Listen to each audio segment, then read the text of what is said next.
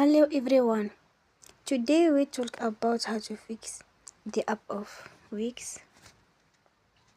We will go to settings. Then we click on apps. After that you will search about the app Wix.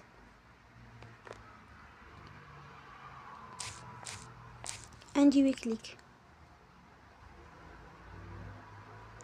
They will on for stop. After that you will go to storage.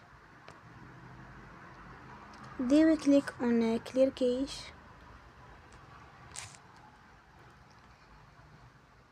In the end, turn off your phone and you will recharge your phone again. Don't forget to support us by like and subscribe. See you next